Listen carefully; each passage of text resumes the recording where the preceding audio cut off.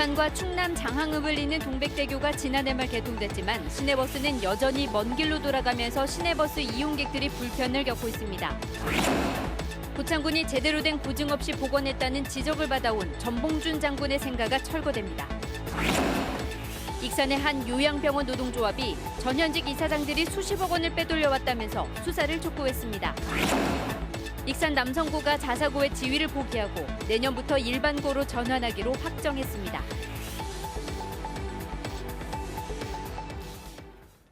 여러분 안녕하십니까? JTBC 8시 뉴스입니다.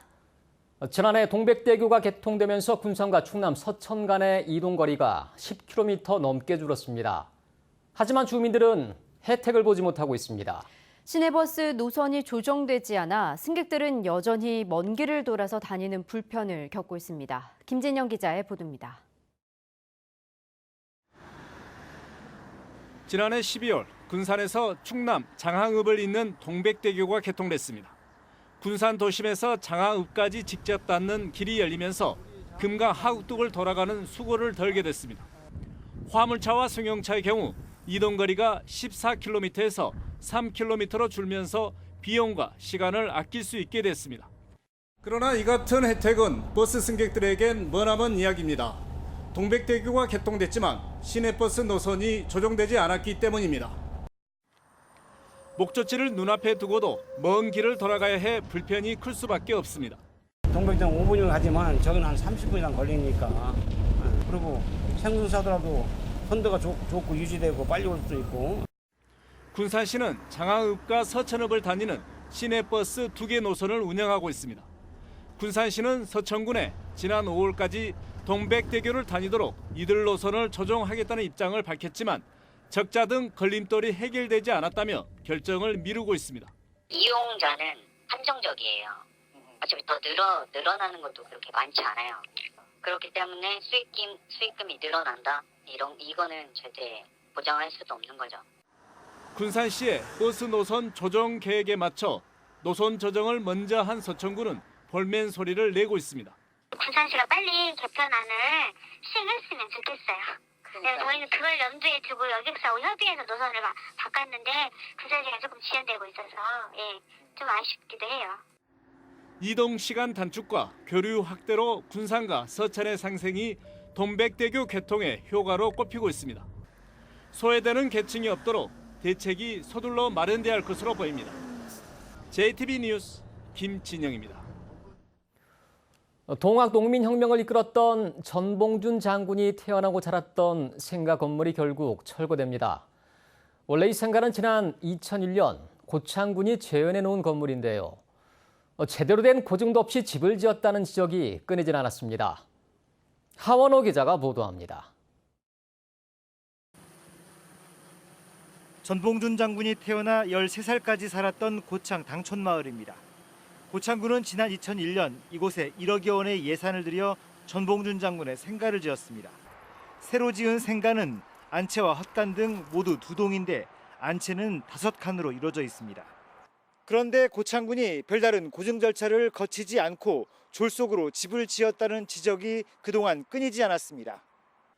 전봉준 장군이 실제 살았던 집은 2칸짜리 초가 3간인데 고창군이 재현해 놓은 생가는 너무 크다는 겁니다. 고증이고 무시고 문화재 전문위원은 저한테 물어봐서 제가 옳게 가르쳐줄 거 아닙니까? 2칸 텟집이니까 2칸 텟집으로 해야지 말이요. 이런 이유 때문에 동학 농민혁명의 최고 지도자가 나고 자란 곳이라는 역사적 상징성에도 불구하고 문화재 지정조차 받지 못했습니다. 고창군이 전봉준 장군의 생가를 결국 철거하고 생가터에 표지석만 설치하기로 했습니다. 여기에만 다시 수천만 원의 예산이 들어갑니다. 철저한 고증 없는 문화재 재현이 결국 예산 낭비로 이어졌다는 지적을 피할 수 없게 됐습니다. JTBC 뉴스 하원호입니다. 전라북도 산하 공공기관 가운데 단체장의 연봉이 1억 원을 훌쩍 넘는 곳이 적지 않습니다. 이 때문에 일정 규모 이내로 연봉을 제한하자는 조례안이 발의됐는데 전라북도가 상한선을 사실상 더 높이자는 수정안을 내 진통을 겪고 있습니다. 이승환 기자의 보도입니다. 지난해 기준으로 전북개발공사 사장의 연봉은 9천만 원가량, 수당과 1,600만 원의 성과급까지 더하면 모두 1억 2,500만 원에 이릅니다. 정의당 최영심 도의원은 뚜렷한 기준이 없는 공공기관장의 보수를 최저임금과 연계해 상한선을 두는 조례안을 발의했습니다. 그 상한선에 대한 기준이 전라북도에 없습니다. 그래서 그 상한선에 대한 거를 일반 노동자와 그 노동자 임금과 연계해서 좀 상한선을 정해놓으려고 하는 겁니다. 2018년의 경우 최저시급이 8,350원인 만큼 이를 연봉으로 환산하면 2,094만 원. 이 조례안이 통과된다면 공공기관장은 이에 7배인 1억 4,660만 원, 임원은 6배인 1억 2,564만 원 이내로 보수가 제한됩니다. 하지만 전라북도는 이 기준 이상의 보수를 지급하는 공공기관이 없는데도 상한선을 더 완화하는 수정안을 냈습니다. 연봉에서 기본급과 고정수당 등은 포함하되 성과급은 빼고 저명한 사람이나 특별한 사유가 있는 경우 달리 정할 수 있는, 그러니까 보수를 상한보다 더 줄 수 있도록 해달라는 겁니다. 연봉을 너무나 강하게 그 가이드라인에 설정했을 때는 사유 점용 인사를 영입하는데 어려움이 있을 것으로 생각됩니다. 도의회는 하지만 성과급을 제외하면 임금 총액이 많게는 1, 2천만 원 이상 늘어날 수 있고 저명함에 대해 자의적인 판단이 개입되면 조례가 무력화될 수 있다는 입장입니다. 결국 전라북도의회 행자위는 논란 속에 조례안 심사를 9월로 미루기로 했습니다. 부산과 경기도에서는 이미 조례가 통과됐고 경기도에서는 상한선을 넘어선 새 기관장에 대해 연봉 조정을 권고할 예정입니다. JTB 뉴스 이승환입니다. 익산의 한 요양병원 이사장이 10여 년 동안 수십억 원을 가로챘다는 주장이 제기됐습니다. 병원 노동조합은 이사장이 가족을 허위 직원으로 등록하고 수익도 축소 신고했다며 경찰에 수사를 촉구했습니다. 나금동 기자가 보도합니다. 익산에 있는 한 요양병원입니다. 이 병원 노조는 회계장부를 근거로 이사장이 가족과 지인 10여 명을 직원으로 등록해 월급 수억 원을 가로챘다고 주장했습니다. 저희 병원의 직원도 아니고 뭐 이사나 감사도 아닌 사람은 그 사람이 누구냐 하고 이름을 봤더니 이사장 부인이더라고요.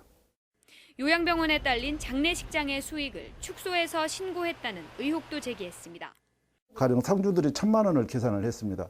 그러면 1,000만 원짜리 영수증을 받지 않습니까? 그럼 사무실에 보관된 서류도 1,000만 원에 대한 영수증이 있어야 되는데 여기는 600만 원에 700만 원짜리 영수증이 있습니다. 이 사장은 이 같은 사안에 대해 세무조사로 이미 10수억 원의 세금을 추징당했다며 모든 문제가 다 끝났다고 주장합니다.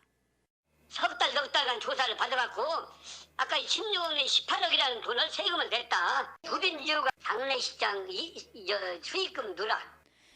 이 사장은 3년 동안 요양보호사 23명의 초과수당 7억 6천만 원을 지급하지 않아 고용노동부에도 고발된 상황입니다. 병원 노조는 이 사장과 경영진 등 3명에 대해 횡령과 배임, 의료법 위반 등의 혐의로 경찰에 고발할 계획이라고 밝혔습니다.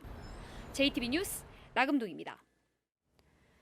완주 지역 시민사회단체들이 지역 내 폐기물 매립 사태와 관련해 책임자 처벌과 진상규명을 촉구했습니다.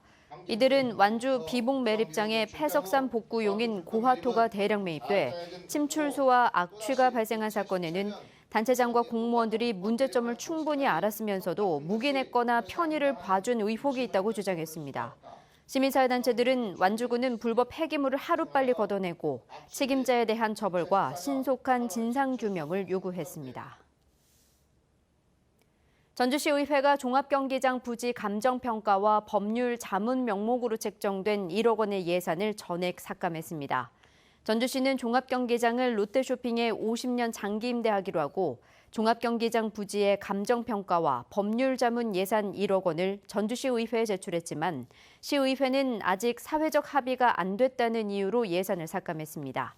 반면 전주 월드컵 경기장 옆에 육상 경기장과 야구장을 건설하기 위해 토지 보상비 등으로 책정한 80억 원은 상임위원회를 통과함에 따라 육상 경기장과 야구장 건설이 제속도를 낼 것으로 보입니다. 익산 남성고가 자사고 지위를 포기하고 일반고 전환을 확정했습니다. 광역단위 자사고로는 군산중앙고에 이어서 두 번째입니다. 교육부 장관이 상산고의 자사고 지정을 취소할 경우 전북에선 자사고가 완전히 사라지게 됩니다. 조창현 기자가 보도합니다. 지난 10년간 자사고로 운영되어 온 익산 남성고가 내년부터 일반고로 전환됩니다. 학교 법인 남성학원은 이사회를 열고 남성고의 일반고 전환 안건을 승인했습니다. 남성고는 그동안 교사와 학부모들의 동의 절차를 밟아 일반고 전환을 준비해 왔습니다. 총동문회도 일반고 전환을 촉구한다는 입장을 재단 측에 전달했습니다. 남성고는 2년 전부터 신입생 미달 사태가 이어지면서 재정적 어려움을 겪어왔습니다. 또 내년으로 예정된 자사고 평가를 통과하기 쉽지 않다는 현실적인 고민도 작용한 것으로 보입니다.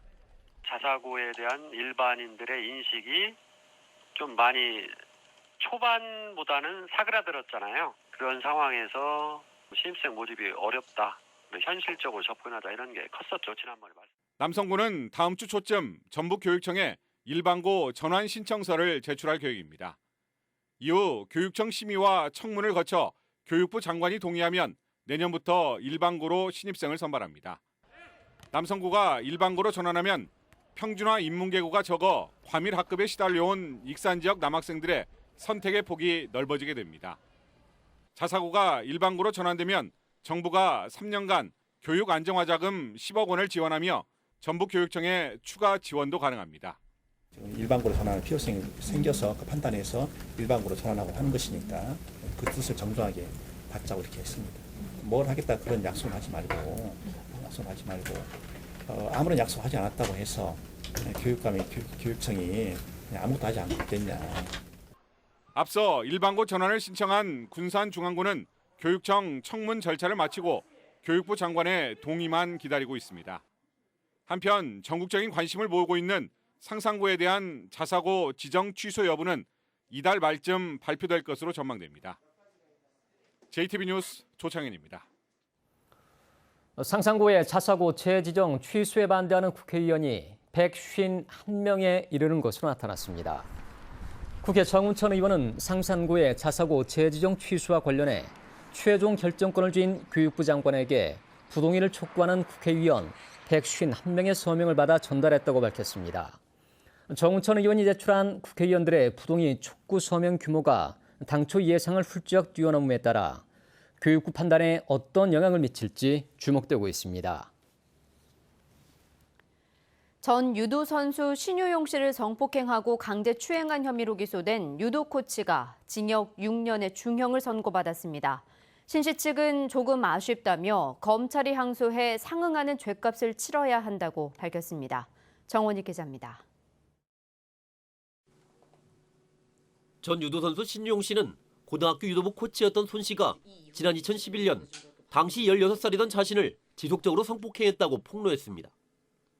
수사에 나선 검찰은 신 씨를 성폭행하고 강제 추행한 혐의로 신 씨의 코치 35살 손 씨를 구속 기소했습니다. 손 씨는 사건 이후 신 씨와 연인 관계로 발전했다고 주장했지만 재판부 역시 손 씨의 혐의를 인정했습니다. 재판부는 피해자의 진술이 일관되고 증인들의 진술 역시 부합하다며 징역 6년의 중형을 선고했습니다. 또 80시간의 성폭력 치료 프로그램 이수와 5년 동안 신상 정보 공개를 명령했습니다. 피해자의 진술이 그 진술 자체로 모순되지 않고 또 경험칙에도 상당히 부합하고 또 일관성이 있는 반면에 피고인의 진술은 당시 상황에 비춰봐서 믿기 어려운 성적 가치관이 형성되지 않은 아동 청소년을 상대로 벌인 성범죄의 죄질이 좋지 않다는 게 결정적 이유였습니다. 더 강력한 처벌을 원하던 신 씨 측은 조금 아쉽다는 반응을 보였습니다.